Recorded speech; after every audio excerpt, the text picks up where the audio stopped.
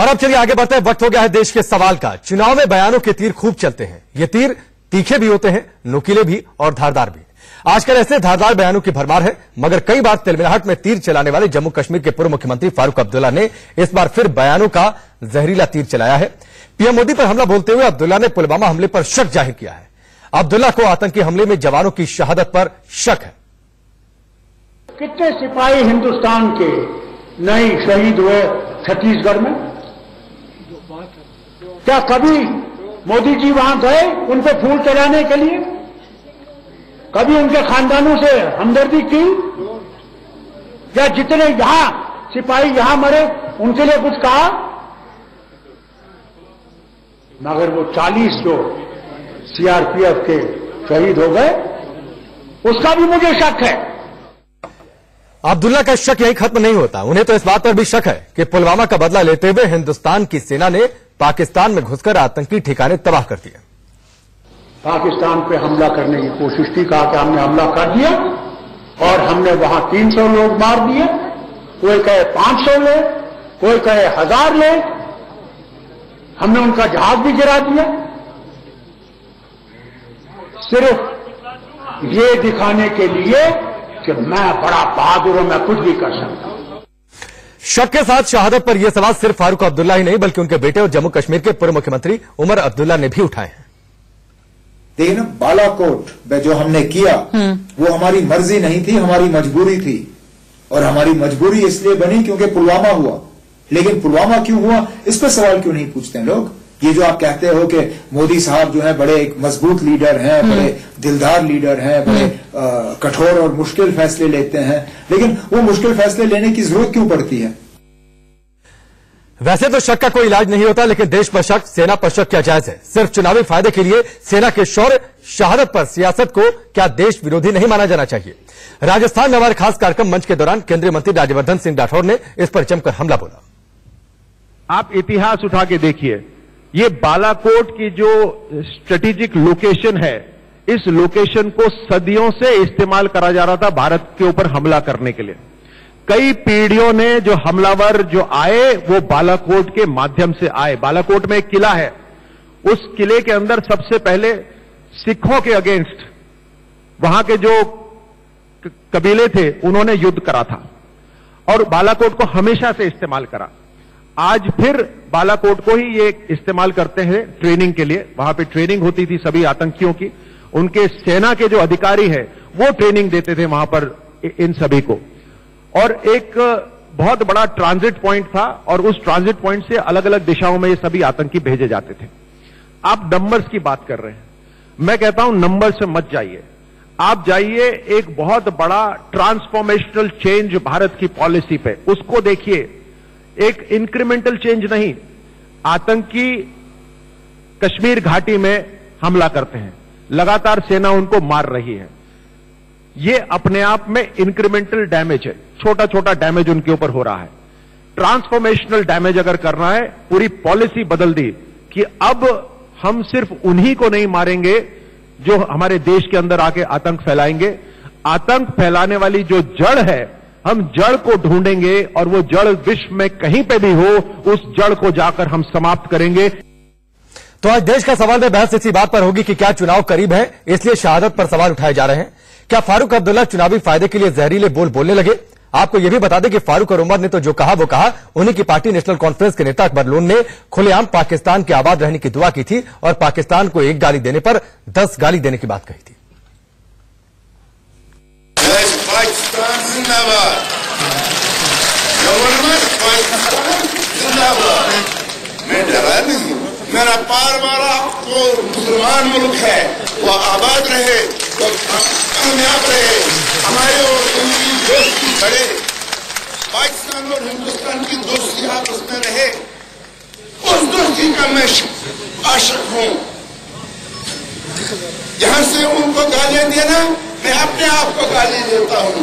कोई उनके खिलाफ गाली देगा तो मैं एक को गाली वो देगा, मैं उनको 10 गालियां दे दूंगा।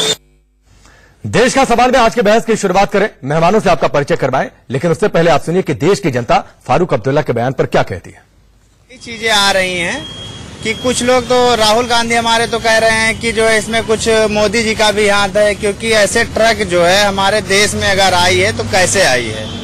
और सबसे बड़ा सवाल तो यही उठता है कि जो है हमारे देश में जो है जो लोग रास्ते में रोकते हैं, गाड़ी चेकिंग होती, सब कुछ होती, इतना बड़ा जो है बारूद हमारे देश में आया कैसे, सबसे बड़ा तो मुद्दा ये उठता है। बयान उनका हमेशा ही गलत आता है इन सब मैटर पे। देश का मैटर हो गया या हमारे फौजी भाइयों का मैटर हो गया, हमेशा कश्मीर के जो नेता हैं हमेशा पाकिस्तान की साइड लेते हैं। कोई मतलब हिंदुस्तान के प्रति कोई प्यार ही नहीं है उनका, और ना ही कोई देश के प्रति उनका प्यार है। जवानों के प्रति वो जवानों को बलात्कारी कहते हैं, तो कैसे वो कह सकते हैं कि जवान जो है वो जवानों पे सवाल ही नहीं उठा सकते हैं। जो आदमी देश में रह रहा है उसको ऐसे गैर जिम्मेदाराना जो जवाब होते हैं उनसे बचना चाहिए। अगर वो जम्मू कश्मीर में है, जम्मू कश्मीर हिंदुस्तान का अभिन्न अंग है, उस पर भी अगर सवाल उठाते हैं तो मुझे लगता है कहीं ना कहीं उनके ऊपर ही शंका होना जरूर हो जाती है। हमारी देशभक्ति पे शक करे, ऐसे आदमी को शक है तो पहले वो अपने खुद जिला देखे, अपने खुद वहाँ पे जो उसका कार्य है अपने जो उसके ऊपर बहुत बातें हैं उस पर वो पहले अपना नियंत्रण रखे। और चलिए सबसे पहले आपका परिचय आज के मेहमानों से करवाते हैं। के शर्मा हमारे साथ जुड़ चुके हैं, भारतीय जनता पार्टी के प्रवक्ता। शिबान एशाई अवाम इत्तेहाद पार्टी की ओर से हैं, उनका पक्ष रखेंगे। दीपक झा हमारे साथ पॉलिटिकल एनालिस्ट के तौर पर जुड़े हैं। सुमित पीर हैं, कश्मीर से जुड़े हुए कश्मीरी पंडित हैं और उनसे हम कश्मीर की समस्या को लेकर भी चर्चा करेंगे। और साथ ही हमारे साथ स्टूडियो में मनीष अवस्थी जी हैं, हमारे चीफ पॉलिटिकल एडिटर, जो भी हमारे पैनल जो बात कहेंगे एक निष्पक्ष एनालिसिस हम इनसे आगे भी लेंगे। सबसे पहले शिबान एशाई में आपके पास आता हूं, क्योंकि जो बात उठी है फारूक अब्दुल्ला की, आपके अगल बगल आपके पड़ोसी काफी करीब होंगे आप लोग। फारूक अब्दुल्ला के बयान पर आपकी प्रतिक्रिया, और साथ ही पुलवामा हमले पर क्या आपको तो शक नहीं है ना?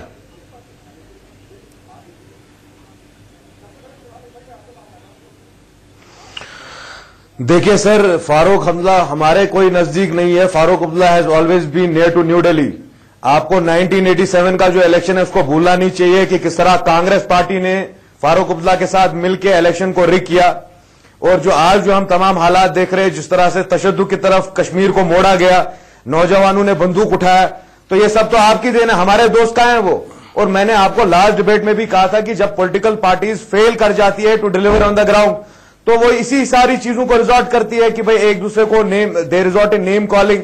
और ये बात ये नहीं है खाली फारूक अब्दुल्ला ने नहीं कहा है, पवन कल्याण एक साउथ इंडिया के एक्टर टर्न पॉलिटिशियन है, उन्होंने कहा कि 2 साल पहले पुलवामा में जो हुआ या बालाकोट एयर स्ट्राइक जो हुई, जो वॉर का एक हिस्टीरिया क्रिएट किया गया, उन्होंने कहा कि खुद बीजेपी के लोगों ने उनको कहा था कि लोकसभा इलेक्शन से पहले ऐसा माहौल क्रिएट किया जाएगा, तो उसकी इन्वेस्टिगेशन क्यों नहीं होती है? इंटेलिजेंस फेलियर था। 3.5 टन का आरडीएक्स कहां से पहुंचा कश्मीर? आपकी इंटेलिजेंस कहां थी? आप मुझे बोलिए, राज ठाकरे सवाल उठाते, राज ठाकरे ने कहा कि ये जो पुलवामा में अटैक हुआ, इंडिया के national security advisor mister Ajit Doval, जिनके बेटे बाय द वे उनका बिजनेस पार्टनर जो है वो एक पाकिस्तानी है, तो ही सेड उनकी तो जांच होनी चाहिए। I am not with what Farooq Abdullah has said, but Farooq Abdullah has always been New Delhi's friend, he is not Kashmir, he is not a friend of Kashmir. और आपको एक बात याद रखनी होगी, 1947 से ये इशू जो है पूरी दुनिया के सामने है। It is an internationally accepted dispute, you can not fool the people of India. ठीक है, ये जो शिबान एशाई, मैंने आपकी बातें सुनी, मैं चाह रहा था कि 1-2 मिनट आपको अनइंटरप्टेड मिले, इसीलिए मैंने बीच में आपको टोका टाकी नहीं की। लेकिन जो कुछ बातें आपने कही हैं, मैं उन्हीं में से लौट कर आता हूं। मैंने आपका दोस्त नहीं कहा था पहले, तो आप थैंक यू सो मच। आप सुन लीजिए, मैंने आपका दोस्त नहीं कहा था फारूक अब्दुल्ला को। आप लोगों के बीच कैसे रिश्ते हैं मुझे नहीं पता है। पॉलिटिकल पार्टीज चुनाव लड़ रहे हैं, इसलिए आप लोग जो मनाएगा वो बोलेंगे, और मैं नहीं चाहता था कि मैं पिछले डिबेट का जिक्र करूं, क्योंकि पिछले डिबेट में मैंने आपसे कुछ कहा था, मैं अगर कहूंगा तो फिर बहस कहीं और चली जाएगी। मैं आपसे बार बार कहता रहा था कि पाकिस्तान मुर्दाबाद बोल दीजिए, आप नहीं बोले। शो के आखिर में मैंने ये भी कहा था कि चलते चलते हिंदुस्तान जिंदाबाद भी बोल दीजिए, दोनों में आपको आपत्ति थी। मुझे तो समझ में नहीं आता कि आप लोग किस लाइन पर सोचते हैं। खैर छोड़िए उस बात को। मेरा सवाल जो दूसरा था उसका आपने जवाब नहीं दिया। इंटेलिजेंस फेलियर है, आप सरकार को सवाल उठाइए, अकाउंटेबिलिटी फिक्स की जाए। नहीं राकेश जी, मुझे भी कंप्लीट करने दीजिए, आपने अपने पॉइंट्स रखे। Let me just complete also. देखिए सर, पाकिस्तान मुर्दाबाद या जिंदाबाद बोलने से कुछ नहीं होगा। अरे मैं कहता हूं होगा ना शिबान एशाई, मैं नहीं चाहता था कि मैं बात को छेड़ूं। 2 करोड़ में होगा तो आप बोल दीजिए ना। अगर 4.5 साल में आपकी बीजेपी ने बेड़ा गर्क कर दिया, हिंदुस्तान के लोगों में ठीक है, बीजेपी ने बेड़ा गर्क कर दिया, बीजेपी को 10 गालियां दी। मुझे सवाल पूछे, मेरी सेहत पर कोई फर्क नहीं पड़ता शिबान एशाई, मेरी सेहत पर कोई फर्क नहीं पड़ता।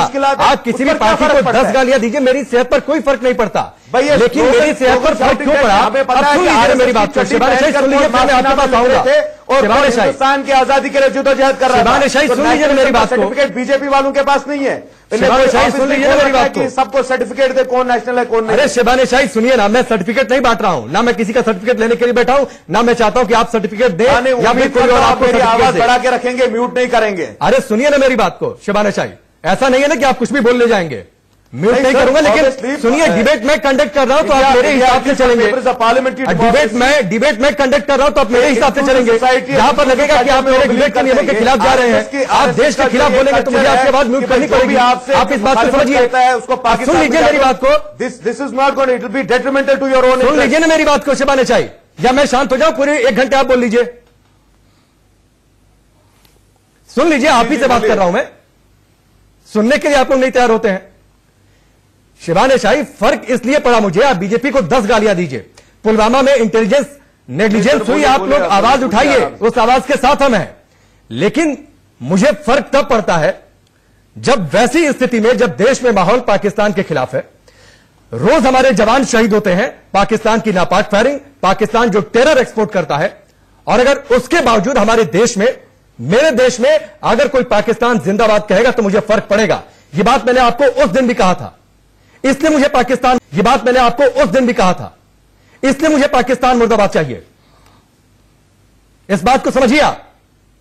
और इनसे बोले कि हिंदुस्तानी हिंदुस्तान जिंदाबाद बोले, और आपको तो हिंदुस्तान से, मैंने तो आपसे यह भी कहा था शिबानी शाही, मैंने तो शिबानी शाही यह भी कहा था कि पाकिस्तान मुर्दाबाद मत बोलिए। आपकी भावना को मैंने रख दिया है को, मैंने कहा जिस देश में आप रह रहे हैं, जिस देश की सेना आपकी हिफाजत करती है, हमारी हिफाजत करती है, कम से कम उसके लिए हिंदुस्तान जिंदाबाद बोल दीजिए ना।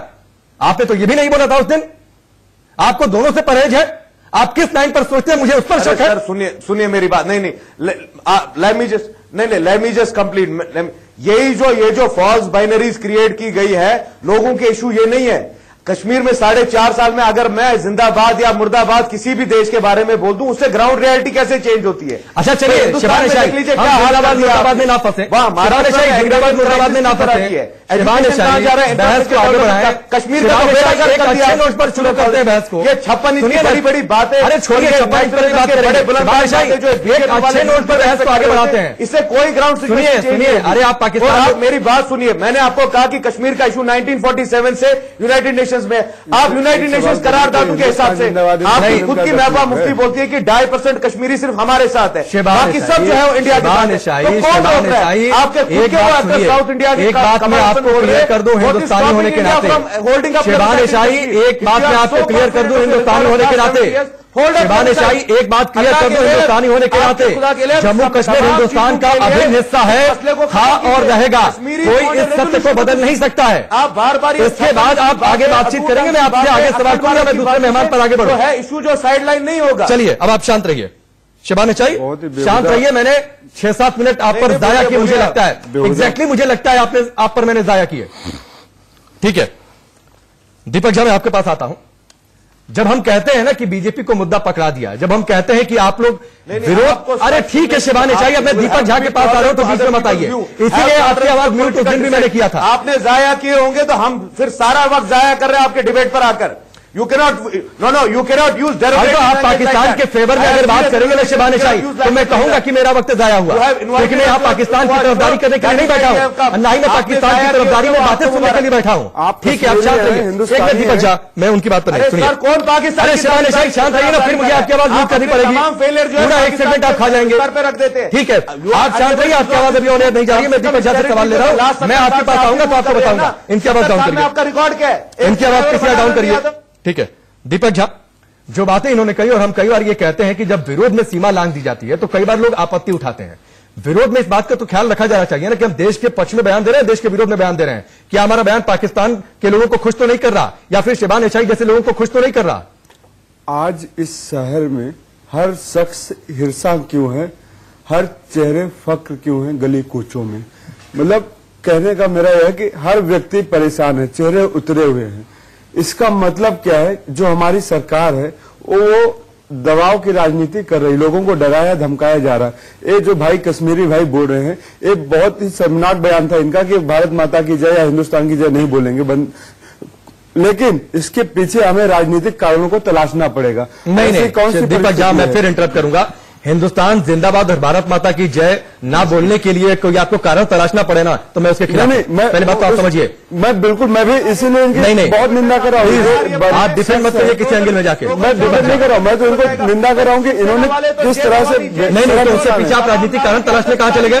जो कोई कारण होगा तो इस देश में कोई बंदूक उठा लेगा क्या? देश का कानून देता है नहीं उठा सकते, मैं इनको बंदूक उठाने का कोई हक दिया जाएगा या फिर पाकिस्तान जिंदाबाद के नारे लगाने लगेगा? बिल्कुल नहीं, इस तरह के फारूक अब्दुल्ला के बयान पर आप बोलिए। मेरा कहने का छोड़िए ना, फारूक अब्दुल्ला के चाहे फारूक अब्दुल्ला हो, चाहे उमर अब्दुल्ला हो, चाहे दिग्विजय सिंह जी हो, चाहे भाजपा का कोई भी नेता हो, गिरिराज सिंह हो, बोलते हैं पाकिस्तान जाओ, ये कहाँ का राजनीति है? देश के अंदर देश के लोग बैठे और तय करें सरकार। मैं बालाकोट के मेरे पूरा देशवासी निंदा मतलब तारीफ करते हैं कि सरकार ने जो किया एयर स्ट्राइक बहुत बढ़िया किया, लेकिन पुलवामा कैसे हुआ अगर इस पे हम सवाल करते हैं तो ये राजनीति नहीं है, हमें समझना पड़ेगा। अरे दीपक जी सुनिए मेरी बात सुनिए, मैं आपको एक बात क्लियर कर दूं। इंटेलिजेंस नेग्लिजेंस होती है, आप उस पर सवाल उठाएंगे, करने की मांग करिए, ठीक है, लेकिन आप कह देते पुलवामा पर शक है, साजिश हुई, तो ये आपने कहा कि सरकार ने हमला करवाया। सीधे से जवाब दीजिए, क्या आप मानते हैं कि सरकार ने हमला करवाया? आज सुनिए, आज तक जितने भी देश में बॉम्ब ब्लास्ट हुए हैं, चाहे पुणे हो, दिल्ली हो, हैदराबाद, कलकत्ता, कहीं भी होते थे, उसकी जांच होती है, एक जांच टीम बनाई जाती है। जांच अलग मसला है, मैं कह रहा हूं कि आप सीधे से कह देंगे कि एयर स्ट्राइक नहीं हुई, आप सीधे कह देंगे कि वहां पर सेना ने कुछ नहीं किया। एक बात बताइए दीपक जी, क्लियर करिए, क्या फारूक अब्दुल्ला का बयान सेना पर सवाल नहीं है? हाँ या ना में जवाब? नहीं, कोई सवाल है। हाँ या ना में जवाब? सवाल है। हाँ या ना में जवाब? सेना पे सवाल उठा रहे हैं, सेना पे सवाल, बिल्कुल सेना पे सवाल उठाने वालों को बर्दाश्त नहीं किया जाएगा, लेकिन इसका मतलब नहीं कि फिर भी कांग्रेस के साथ गठबंधन है, हम सरकार से सवाल करेंगे, आप एनालिसिस करेंगे? आप कांग्रेस सबसे पुरानी पार्टी है, से सवाल उठाना हमारा कर्तव्य है, हम सरकार से उठाएंगे सवाल, हम कहेंगे जांच होनी चाहिए। नहीं, तो जो सेना पर सवाल उठाए उनके साथ कांग्रेस का गठबंधन नहीं, देश की सबसे पुरानी पार्टी, देश की स्वतंत्रता में योगदान, उसके बाद कांग्रेस से गठबंधन, चुनाव लड़ रहे जम्मू कश्मीर में साथ कोई आपत्ति नहीं जताई जाती है। उमर अब्दुल्ला कुछ बोलकर चले जाते हैं, अकबर लोग कुछ बोलकर चले जाते हैं, लोगों की अपनी विचारधाराएं हैं उमर अब्दुल्ला की, लेकिन अगर हम कह रहे हैं कि पुलवामा हुआ, हमें उस पर जवाब चाहिए, तो ये कहां से देशद्रोह हुआ आप बताइए। अरे तो मैंने कब कहा? मैंने तो कहा कि अगर हम पुलवामा सवाल, चलिए ब्रेक ले लेता हूं, एक ब्रेक ले लेता हूं, वो सवाल ठीक है, एक ब्रेक ले लेता हूं, उसके बाद मैं दूसरे मेहमानों का रुख करूंगा, जल्द वापस लौटते हैं। चलिए आगे बढ़ते हैं, देश का सवाल में इस हिस्से की शुरुआत करते हैं, और इस हिस्से की शुरुआत में मनीष जी आपसे करूंगा। शिबान एशाई की बातें सुनी, फारूक अब्दुल्ला के जितने बयान थे हमने सुनवाए, देश की जनता क्या कहती है हमने सुनवाए। क्या जम्मू कश्मीर की सियासत की मजबूरी हो गई है? फारूक अब्दुल्ला दिल्ली में कुछ और बोलते हैं, वहां जाकर कुछ और बोलते हैं। देखिए राकेश, मुल्क में चुनाव है और चुनाव के मौके पर जो भाषा मर्यादा शैली जो गिरावट आई है, मुझे ऐसा लगता है कि इससे सारे राजनीतिक दलों को बचना चाहिए था।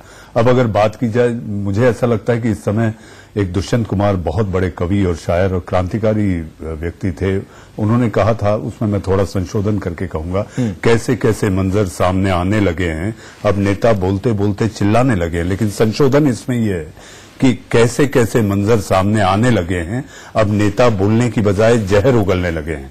और मुझे ऐसा लगता है कि राजनीति में मूल्य आधारित जो बातें होनी चाहिए थी वो पूरी तौर पर धाराशाही हो चुकी हैं, और इनका धाराशाही होना, जिस लोकतंत्र के मंदिर को संसद कहते हैं, वहां पहुंचने के लिए, वोट पाने के लिए, अगर आप किसी भी भाषा के साथ आप मूल्यों को, धर्म वर्ग भेद वहां तक ठीक था, लेकिन राष्ट्रीय मुद्दों पर जो कि राष्ट्रीय एकता और अखंडता की बात होनी चाहिए, वहां मुझे ऐसा लगता है कि सबसे निचला स्तर पर सारी बातें आ गई हैं, और ये ज्यादा गंभीर, और गंभीर के साथ साथ ये बहुत ज्यादा नुकसान पहुंचाने वाली है, क्योंकि यही वोट है जो आपको हीरो बनाता है, और यही एक आम आदमी का वोट है जो जीरो बनाता है। ये जवाब बूथ देगा। मेरी जो एक छोटी सी आपत्ति है राकेश, वो ये है कि नेता इसी बात को बालाकोट की बाल का खाल निकाल रहे हैं, और यही सबसे ज्यादा दुखद है। यही सबसे ज्यादा दुखद है। के शर्मा, जिस तरीके से राष्ट्रवाद का आप लोग प्रचार कर रहे हैं, ऐसे बयान आते हैं तब तो ठीक है आप लोगों के लिए, आप लोग और इस पर राष्ट्रवाद का चुनावी शंखनाद होगा, अलग अलग बातें होंगी।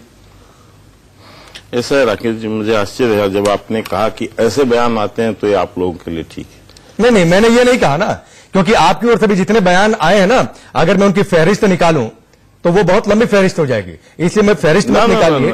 मैं राष्ट्रवाद को जिस तरीके से आगे कर दिया गया है, सारे मुद्दे उसके जिस तरीके से पीछे हो गए हैं, वैसे में ऐसे बयान जो सामने आ जाते हैं तो ठीक है, राष्ट्रवाद फिर आगे कर दिए जाते हैं। राष्ट्रवाद की बात होने लगती है फिर। मुझे तो ये नहीं समझ आया, आपने कहा कि राष्ट्रवाद के मुद्दे को आगे कर, राष्ट्रवाद का मुद्दा तो राकेश जी हमेशा से आगे रहा है। राष्ट्रवाद का मुद्दा कब पीछे रहा है इस देश के अंदर में? इनको बोलने दीजिए। राष्ट्रवाद का मुद्दा कब इस देश में गौड़ रहा है? निश्चित तौर से गौड़ रहा है। बाकी सुन लीजिए, राष्ट्रवाद का मुद्दा ये इस देश की जहनियत में है साहब। राष्ट्रवाद यदि नहीं होगा तो देश ही नहीं होगा। बेरोजगारी, इसको इस बात की करें, ये सारे राजनीतिक मुद्दे हैं, इससे कोई इग्नोर नहीं कर रहा है। लेकिन जिस राष्ट्रवाद की आप बात कर रहे हैं, मुझे आश्चर्य इस बात पर केवल हुआ कि आपने जब ये कहा कि ऐसे बयान आते हैं तो आपको प्रसन्नता है। हमें कोई प्रसन्नता नहीं। मैंने प्रसन्नता की बात नहीं कही, आप सब नहीं समझ पाए के शर्मा। मैंने सिर्फ ये कहा, क्या आपका एजेंडा, चुनावी एजेंडा आप साफ नहीं दिखता है कि आप सिर्फ राष्ट्रवाद पर चुनाव लड़ना चाहते हैं? वैसे में फारूक अब्दुल्ला जब इस तरीके के बयान सामने आते हैं, दिल्ली में क्यों नहीं उनका बायकॉट किया जाता है? क्यों नहीं आप सारी पार्टियों को एक साथ लेकर चलते हैं कि ऐसे नेताओं को दिल्ली में घुसते न दिया जाए? नहीं, सुन लीजिए, आप राष्ट्रवाद क्या इससे पहले फारूक अब्दुल्ला ने देश के खिलाफ कुछ नहीं बोला है? राष्ट्रवाद तो स्कूल में बच्चा पढ़ता है। एक मिनट दीपक झा, मैं आता हूँ। जब ये 2016 के बाद फारूक अब्दुल्ला जीत के गए तो यहाँ वोट मांगा बीजेपी के खिलाफ, पहले अगले दिन सुषमा स्वराज एक तरफ और मिस्टर अडवाणी एक तरफ हाथ में हाथ मिला के चल रहे थे, तो तब बीजेपी वालों को मिर्ची क्यों लगी? ये फारूक अब्दुल्ला का पहला टाइम नहीं है ऐसा बयान देने का। देश के शिबान एशाई, जिससे सवालों को जवाब देना, हर किसी पर आप बीच में आ जाएंगे तो कैसे बात आगे होगी? मैं सवाल उनसे कर रहा हूं या आप एंकर की भूमिका में आज?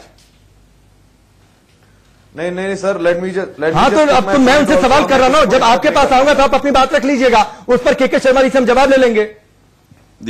बारी बारी से तो कर लीजिए। इन्होंने अब तक बोला नहीं है कुछ, सुमित जी ने अभी तक कुछ बोला नहीं है। राकेश जी, ठीक है, मैं आपको पुनः कह दूं कि जो चुनावी मुद्दे की आप बात कर रहे हैं, निश्चित तौर से हम 2014 में भी चुनाव विकास के मुद्दे पर जीत कर आए थे और आज भी विकास हमारा चुनावी मुद्दा है। विकास बनाम जातिवाद, भ्रष्टाचार, वंशवाद और तुष्टीकरण, और इसके साथ ही साथ राष्ट्रवाद बनाम, क्योंकि इन 5 सालों के अंदर में हमने देखा कि इस ढंग से इस देश में राष्ट्रवाद को समाप्त करने के लिए अवार्ड गैंग यहां पर सक्रिय हुआ, किस ढंग से यहां पर जो है भारत तेरे टुकड़े टुकड़े गैंग सक्रिय हुआ इस सरकार के विरुद्ध में। तो और इसके अलावा जो आप ये सारे घटनाक्रम देख रहे हैं, तो निश्चित तौर से राष्ट्रवाद तो इस देश की जहनियत पर, और वो मुद्दा तो रहना ही है। नहीं, ठीक है ना, मेरा कहना ये था, फारूक अब्दुल्ला ने ऐसा नहीं है ना कि पहली बार इस तरीके की कोई बात बोली है। इस तरीके तो क्यों दिल्ली में उनको इतना ज्यादा एंटरटेन किया जाता है? किसको कौन कर रहा है? आप मुझे बताओ ना। हम तो हमेशा, मैंने बहुत स्पष्ट रूप से बहुत पहले एक बात कही है, आज भी उस बयान को दोहरा देता हूं कि ये फारूक अब्दुल्ला जब दिल्ली होते हैं तो इनसे बड़ा कोई भारतवासी नहीं होता। और जिस समय तो दिल्ली में घेर कर जवाब मांगना चाहिए, मांगा है इनसे, मांगा आपने जवाब। जब ये जम्मू में होते हैं, जवाब दिल्ली में होते हैं, दिल्ली में आपने जवाब मांगा। बड़ा कोई पाकिस्तानी नहीं है। फारूक अब्दुल्ला जब सांसद बनकर आएंगे तो लोकसभा में घेरेंगे आप उनको? बिल्कुल कमिटमेंट करिए। बिल्कुल कमिटमेंट। अभी भी जब वहां पर बहस हुई है तो फारूक अब्दुल्ला से पत्थरबाजों पर सवाल हुए और पूछा गया, तो सवाल कर लीजिए ना साहब। जब सांसद बनकर आएंगे दिल्ली में, सांसद बनकर आएंगे दिल्ली में, तो यहाँ उनको घेरिए ना कि क्यों आप देश विरोधी बयान देते हैं? यहाँ हमको कश्मीर में भी घेरेंगे इनको। आप यहाँ की क्या बात कर रहे हैं सर? ठीक है, तो कश्मीर में भी घेर रहे हैं, सुमित पेर, जम्मू में कर रहे हैं, ठीक है, हम इनको कश्मीर में एक बार घेर रहे हैं। एक मिनट सुमित पेर जी से मैं लूं, फिर मैं आगे बढ़ता हूं। सुमित पेर जी, फारूक अब्दुल्ला, अकबर लोन, शिबान एशाई की हम बातें सुन रहे हैं, ये एक रवायत सी बन गई है क्या जम्मू कश्मीर में? राकेश जी, की मैं क्लियर कर दूं। हाँ, बिल्कुल सही बात है राकेश जी। सबसे पहले इससे पहले मैं आपके सवालों का जवाब दूं, 3-4 चीजें मैं जरूर कहना चाहूंगा क्योंकि उस पर शुरू में बात हुई थी। पहला मैं ये कहना चाहूंगा, भारत माता की जय, सारे जहां से अच्छा हिंदुस्तान हमारा, वंदे मातरम, जय हिंद। इसके बाद अब मैं जवाब दूंगा क्योंकि मैं ये मानता हूं अगर किसी को ये 4 वाक्य बोलने में तकलीफ है या तो हिंदुस्तानी है, उसकी लॉयल्टीज इंडिया के प्रति नहीं है। इसमें कोई डिबेट किसी भी एंगल में नहीं हो सकती। बाकी हम भी कश्मीरी, हमारा घर गया, हमारी प्रॉपर्टी गई, सब कुछ गया। मैंने तो बंदूक नहीं उठाई सर, मैंने तो बंदूक नहीं उठाई। मैं तो जाके लोगों को नहीं मार रहा। किसी किस्म का आतंकवाद, किसी किस्म का टेररिज्म किसी भी परिस्थिति में जस्टिफाइड नहीं है। आपके यूपी में, एमपी में, हर स्टेट में प्रॉब्लम्स हो सकती है। इसका मतलब नहीं कल यूपी में लोग खड़े हो जाए, एमपी में हो जाए, कर्नाटक में हो जाए, बंदूकें उठा ले और हिंदुस्तान मुर्दाबाद करना शुरू कर दे। बिल्कुल, ये किसी भी तरीके से जायज नहीं है। This cannot be justified. That is the first rule of the game. इसको मैं बहुत क्लियर करना पड़ेगा किसी भी भारतीय के परिप्रेक्ष्य में। रही बात पाकिस्तान की और रही बात कश्मीर की, देखिए कश्मीर में इलेक्शन है, इन पार्टियों का रेलेवेंस 1-2 सीटें हैं, जहां 550 सीटों का संसद है, ये 1-2 सीटों वाले लोग हैं। अब जब इलेक्शन आता है, जब ये पॉलिटिकली इररेलेवेंट हो रहे, ऐसी बयानबाजी करके, ऐसी चीजें बोल के, ऐसे परिप्रेक्ष्य में न्यूज में आ जाते हैं, हम आप इनके बारे में डिबेट करते हैं, ये पॉलिटिकली जिंदा रहते हैं और इनकी इससे ज्यादा अस्तित्व नहीं रह गया। मुझे बताइए, फारूक अब्दुल्ला साहब की 2 सीटें आए या आज 9 सीटें आए, उससे कोई सेंटर की गवर्नमेंट बन या बिगड़ रही है? हिंदुस्तान में क्या फर्क पड़ेगा 3 सीटें ये लाए या ना लाए? कोई भी जीत जाए, वहां पे 3 सीटें 2 सीटें हैं, ये 1 या 2 सीटों वाले लोग हैं, क्या फर्क पड़ता है? सर, मेरा सबसे बड़ा सवाल ये है, और हमें भी एज इंडियंस, हमें भी इस चीज को के बारे में बहुत क्लियर होना चाहिए। अगर इस किस्म की बादशाह किसी भी कंट्री में कोई भी करता है, ही फेसेस द रेजिस्टेंस, उनको रेजिस्टेंस मिलती है और उनका बहिष्कार होना चाहिए, पूरा घेराव होना चाहिए, इसमें कोई बात नहीं है। मेरा ठीक है, कहीं जल्दी बोलिए, फिर मैं जल्दी करूंगा। बहुत अच्छी बात कही मेरे मित्र ने, कश्मीर अपने जो है, लेकिन इसके साथ मैं एक बात और जोड़ दूं कि जो बात फारूक अब्दुल्ला बोल रहे हैं, यही बात यहाँ के मेन स्ट्रीम के राजनीतिक दल भी बोल रहे हैं। अरे भाई, ये है दुखद सत्य। आप सेम पे तोता जो है, सेम पे तोता, और चाहे हो या दिग्विजय सिंह हो, ये जो कांग्रेस के लीडर हैं या जो समाजवादी पार्टी के रामगोपाल यादव हैं, जिस ढंग से पूरे घटना का राजनीतिकरण करके इसमें जो है, इसको षड्यंत्र और साजिश की बात रहे, आपको जानकारी नहीं है। 2004 में कांग्रेस, 2004 में आप राष्ट्रवाद की बात करें, राष्ट्रवाद की बात करिए, आप प्रश्न उठाने से पहले सुन लीजिए। 2004 में इसी पीडीपी के साथ में कांग्रेस ने सरकार बनाई आज की बात करिए, आज तब आप एक मिनट में रोक, इसलिए मैं आपको बता दूं कि ये जो कांग्रेस के जो सुनिए, आप मेरी बात सुन लीजिए, समझना चाहिए। ठीक है, वहां पर ये जो यहाँ पर देश के अंदर बैठ के आज नवजोत सिद्धू का बयान हो गया। 1 मिनट दीपक झा, मैं जवाब देता हूँ। दीपक झा 1 मिनट रुकिए, मैं जवाब देता हूँ उनको जो है 1 मिनट के शर्मा, यही दीपक झा 1 मिनट शांत रहिए, के शर्मा 1 मिनट शांत रहिए। मैंने कहा था ना कि आप राष्ट्रवाद को आगे करेंगे, आगे उस लाइन पर ना। नहीं, क्यों नहीं? फारूक अब्दुल्ला के बयान नहीं है सर। अरे तो बोलिए ना कि फिर आप इस पर चुनाव लड़ रहे हैं। यही तो मैं कह रहा था, यही तो मैं कह रहा था ना, आपने ऑब्जेक्शन कर दिया, थोड़ी देर पहले कह रहा था, यही मैं कह रहा था थोड़ी देर पहले, यही मैं कह रहा था ना, कोई शब्द नहीं समझ शर्मा, आप इस डिबेट की पूरी, आप इस डिबेट की रिकॉर्डिंग उठाकर देखिएगा, खुश शब्द का इस्तेमाल मैंने कहीं नहीं किया था, खुश शब्द का इस्तेमाल मैंने कहीं नहीं किया था। नहीं, मैंने ये कहा था कि फारूक अब्दुल्ला के इस बयान के आधार पर राष्ट्रवाद को आगे किया जाएगा। आपने अभी कर दिया आगे की बात नहीं, आपने अभी कर दिया आगे, आपने अभी किया कि नहीं आगे? क्यों नहीं किया कि नहीं? मैं मनीष जी का एक कमेंट लूंगा, उसके बाद आगे ठीक है। अरे तो ठीक है ना, जो बयानबाजी होगी तो वही तो मैं कह रहा हूँ, वो तो चर्चा का विषय होगा ही। कह रहा हूँ कि आप राष्ट्रवाद को मुद्दा बना रहे हैं। 1 मिनट दीपक झा, शिवाना शाही आता हूं। मनीष जी, जो बात मैंने कही आपको ठीक है, अरे 1 मिनट रुक जाइए ना, ठीक है, 1 मिनट नहीं, 1 मिनट दीपक जी। देखिए, इतने गंभीर मुद्दे पे जब बात होती है तो मुझे लगता है शर्मा जी आप भी मानेंगे कि मेरे ख्याल से मर्यादा चर्चा में भी भूलनी नहीं चाहिए, और जिस तरह से चीख चिल्लाहट मचती है उससे थोड़ा हमें बचना चाहिए, क्योंकि मुद्दा गंभीर है। और जहां तक बात की जाए, मुझे ऐसा लगता है राकेश कि अब वक्त आ गया है जब चिन्हित किया जाए उन नेताओं और राजनीतिक दलों को कि इस तरह की भाषा बोल रहे हैं। तो फिर मैं जहां से मैंने शुरुआत की थी दुष्यंत कुमार से, मैं उसकी क्लोजिंग लाइन कहता हूं। क्लोजिंग लाइन ये है उस वोटर के लिए है जो अपने मताधिकार का प्रयोग करेगा। अब तो तालाब का पानी बदल दो यारो, अब तो तालाब का पानी बदल दो यारो, फूल अब इस तालाब के कुम्हलाने लगे हैं। तो अब ये जनता चिन्हित कर चुकी है कि जो भी भाषा का इस्तेमाल हो रहा है अमर्यादित गिरावटी भाषा, मुझे ऐसा लगता है कि जनता इसका जवाब बूथ पर जाकर जरूर देगी। ठीक है शिवाना शाही, इसी बात के साथ मैं आपके पास आता हूं। आप लोगों को लगता है कि आप लोग हिंदुस्तान के खिलाफ कुछ भी बोलेंगे, इससे जम्मू कश्मीर की पूरी जो जनता है वो बहुत खुश होती होगी, आप लोगों को वोट दे देगी? क्या इसी भरोसे में जाकर आप हिंदुस्तान के खिलाफ बोलते हैं और वोट मांग लेते हैं?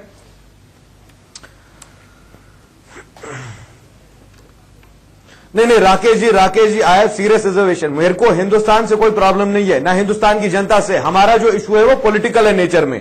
आप पहले मेरी बात सुनिए। पीर साहब ने कहा कि मुझे कश्मीर छोड़ के जाना पड़ा, तो ये सब कुछ तो आपकी गवर्नमेंट ऑफ इंडिया का मशीनरी थी।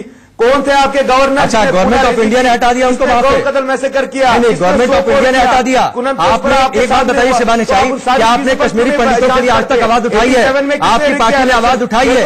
किसी एक कश्मीरी पंडित को वापस लाकर आपने बताया है जम्मू कश्मीर में? भाई ये बोल रहे हैं, मुझे कोई परेशानी नहीं है। अगर कोई भारत माता की जय बोलना चाहता है, वंदे मातरम बोलना चाहता है, नहीं, एक बात बताइए ना, क्या अवामी इत्तेहाद पार्टी ने एक कश्मीरी पंडित को जम्मू कश्मीर में वापस लाकर बताया है? अपना नेशनलिज्म दिखाना चाहते हैं तो दिखाने दीजिए उनको।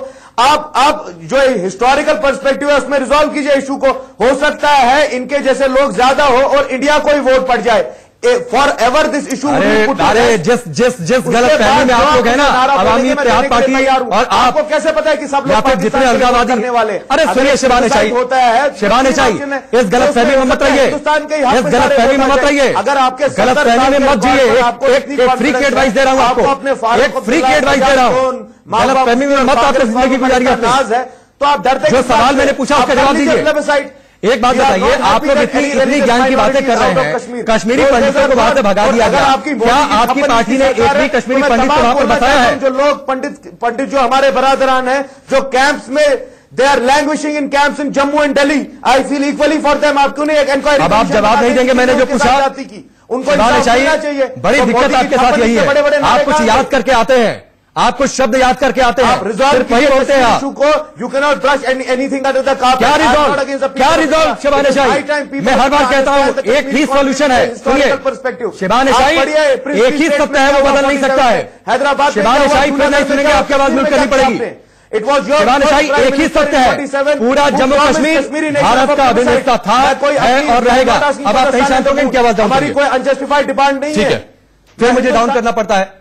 देखिए मुझे अच्छा नहीं लगता है। दीपक जी बोलिए। राकेश जी एक सेकंड बोलना चाहूंगा। ठीक है, दीपक जी एक सेकंड, बस एक सेकंड।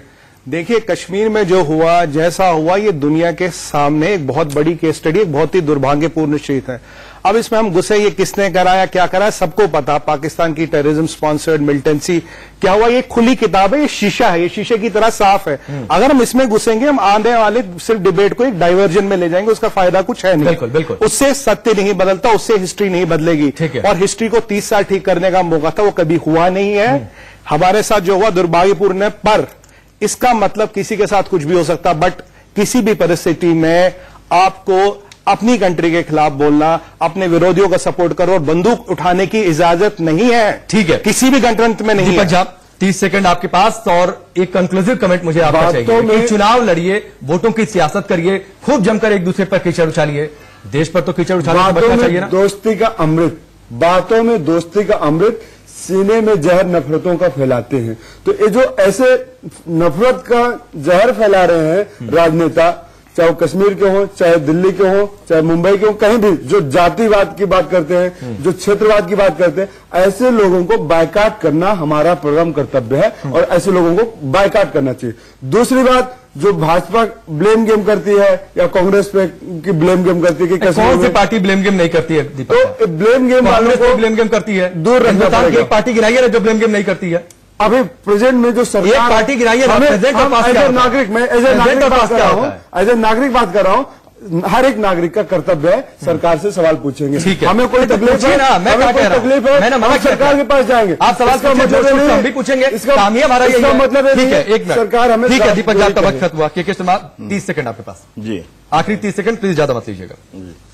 कंक्लूसिव कमेंट आपका। मैं इतना ही केवल कहना चाहता हूं कि देखिए, आप हमारे नीतियों का भरपूर विरोध कीजिए, आप हमसे लेख नहीं लाखों सवाल पूछिए, लेकिन ये हम कहना चाहते हैं आपसे कि आप हमारा विरोध करते हुए, सरकार का विरोध करते हुए, प्रधानमंत्री जी का विरोध करते हुए, आप देश का कृपया कर विरोध मत कीजिए। और देश विरोधी बयान जब आप देंगे और मैंने बोला आप सब बोलिए, ठीक है, अब आप सब लोग शांत होइए, ठीक है, हो गई बात, प्लीज। तो निश्चित तौर से मैं आपसे साथ में डिबेट को खत्म करूंगा। निश्चित, ठीक है, आप सब लोग शांत हो जाए प्लीज। राकेश, मैं इतना ही कहना चाहूंगा, चूंकि एयर टाइम बहुत कॉस्टली होता है और उसका अहम होता है, ये इस तरह के बोल किसी भी नेता, किसी भी दल के राजनीति को बदरंग कर रहे हैं। बिल्कुल, राजनीति को बदरंग कर रहे हैं और जनता को यह सोचना चाहिए कौन देश के साथ है, देश के खिलाफ है। सरकार से खूब सवाल करिए, जमकर सवाल करिए, नीतियों की आलोचना करिए, सारी पॉलिटिकल पार्टीज करें, एक मजबूत विपक्ष है, यही लोकतंत्र की खूबसूरती है, लेकिन देश के खिलाफ नहीं। शिवानी शायद शांत रहिए। आपने क्या बोला है, देश की जनता ने सुना है। आज के लिए आप सबका जुड़ने के लिए बहुत बहुत शुक्रिया, धन्यवाद।